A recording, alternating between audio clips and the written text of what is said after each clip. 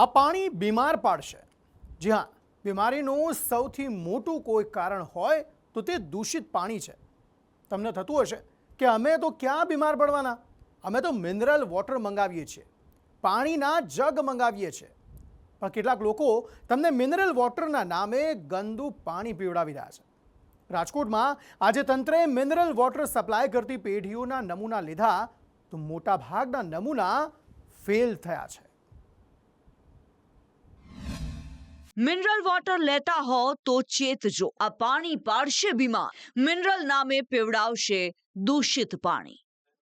આજે દરેક શહેરમાં મિનરલ વોટર અને પાણીના જગ વેચાય છે। હજારો લાખો લોકો તેનો ઉપયોગ કરે છે, પણ જો તમે આ મિનરલ વોટરની બોટલ કે પાણીના જગ લેતા હો તો ચેતજો, કારણ કે રાજકોટથી આજે એક એવું સત્ય સામે આવ્યું છે જેણે સૌ કોઈને ચોંકાવી દીધા છે। રાજકોટના આરોગ્ય વિભાગે 20 જેટલા પાણી વિક્રેતાઓને ત્યાંથી પીવાના પાણીના સેમ્પલ લીધા હતા, જેમાંના 17 સેમ્પલ ફેલ થયા છે। દેખાવમાં ભલે આ ચોખ્ખું અને ઠંડુ લાગતું પાણી હોય, પણ આ દૂષિત પાણીથી ટાઇફોઇડ અને ઝાડા ઉલટી સહિતની બીમારીઓ થવાનો ખતરો રહેલો છે, જેને કારણે રાજકોટના તંત્રએ તાત્કાલિક આરોગ્ય સાથે રમત કરી રહેલા પાણી વિક્રેતાઓને વિતરણ બંધ કરી દેવા આદેશ કર્યો છે। રાજકોટ મહાનગરપાલિકાના આરોગ્ય વિભાગ દ્વારા છેલ્લા 15 દિવસથી પાણીના વિવિધ એકમો ઉપર નમૂના લેવાની કામગીરી હાથ ધરવામાં આવી હતી અને તેના ચોંકાવનારા રિપોર્ટ સામે આવ્યા છે। આપણી સાથે આરોગ્ય અધિકારી ડૉક્ટર વાકાણી જોડાયા છે। સર, કેટલા નમૂના લેવામાં આવ્યા છે અને શું રિપોર્ટ આવ્યો છે? જી, રાજકોટ મહાનગરપાલિકાની આરોગ્ય શાખા દ્વારા છેલ્લા 15 દિવસથી આપણે જે મિનરલ વોટર એટલે કે જગના જે પાણીના કેરબાના જે નમૂના છે એ પણ લેવામાં આવ્યા હતા। આ ઉપરાંત જે છે જે બરફ બનાવતા એકમો છે તેના રો વોટરના પણ નમૂના જે લેવામાં આવ્યા હતા।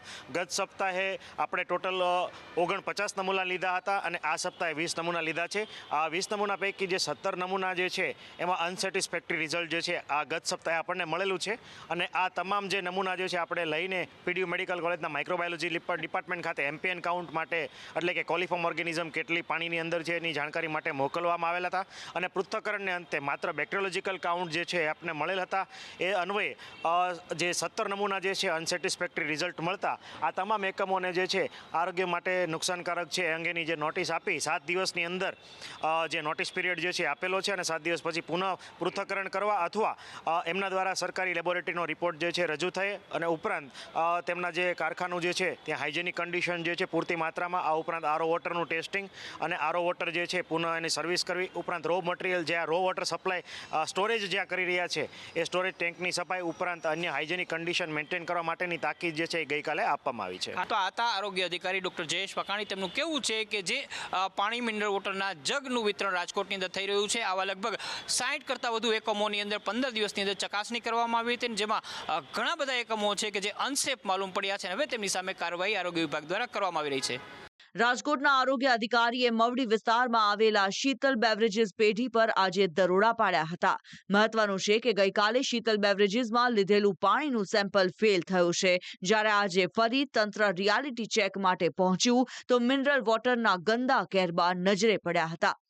રાજકોટ મહાનગરપાલિકા દ્વારા મિનરલ વોટરના કેરબાના ઉત્પાદકો અને વિતરકો ઉપર દરોડા પાડવાની કામગીરી ચાલી રહી છે। ગઈકાલે પણ મહાપાલિકાની ટીમ આવી હતી, પરંતુ જે પાણીના ઉત્પાદકો છે તેમને આરોગ્ય વિભાગના અધિકારીઓની સાથે, કર્મચારીઓની સાથે જીભાજોડી કરી હતી અને તેમની કાર્યવાહીની સામે વિરોધ નોંધાવ્યો હતો। એટલું જ નહીં, પરંતુ તેઓએ દાદાગીરી કરીને આરોગ્ય વિભાગના કર્મચારીઓને ધમકી આપી હતી કે તમારી સામે અમે કાર્યવાહી કરીશું, એક પણ પ્રકાર છે તમે કોઈ કાર્યવાહી નહીં કરી શકો।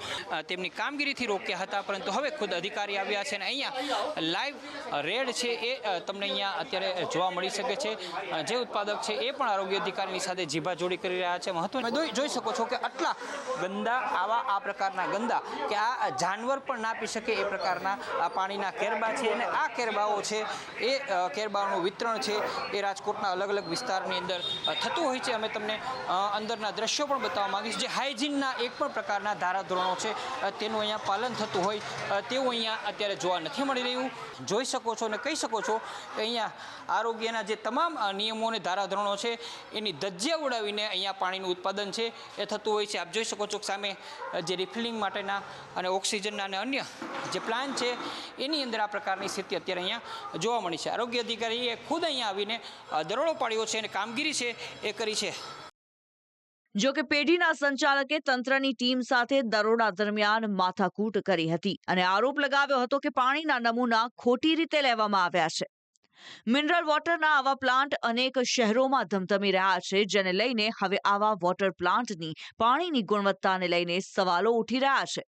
સુરતના પાંડેસરા વિસ્તારમાં સંદેશ ન્યૂઝની ટીમ રિયાલિટી ચેક માટે પહોંચી હતી. જો કે વોટર પ્લાન્ટમાં દેખીતી રીતે કોઈ સમસ્યા ન દેખાઈ. પ્લાન્ટના માલિક દાવો કરી રહ્યા છે કે તેમને ત્યાં તમામ નિયમોનું પાલન કરવામાં આવે છે.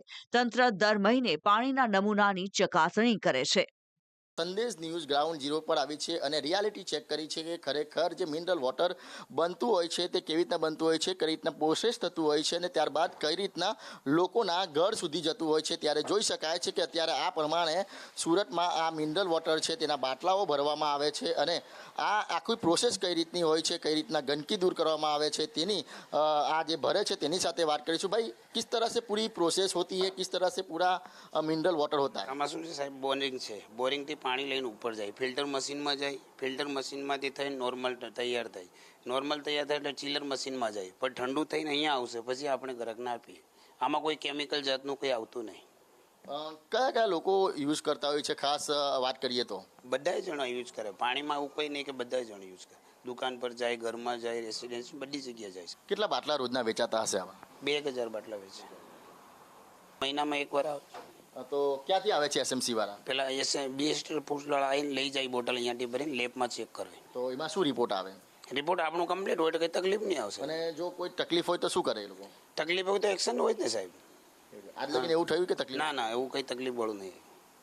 આપણે બીજું કંઈ કરતા જ નથી. બોરિંગમાં પાણી લઈને ફિલ્ટર આરું કરીને પછી આમાં ઠંડુ કરીને આપીએ છીએ, બાકી બીજું કંઈ નથી.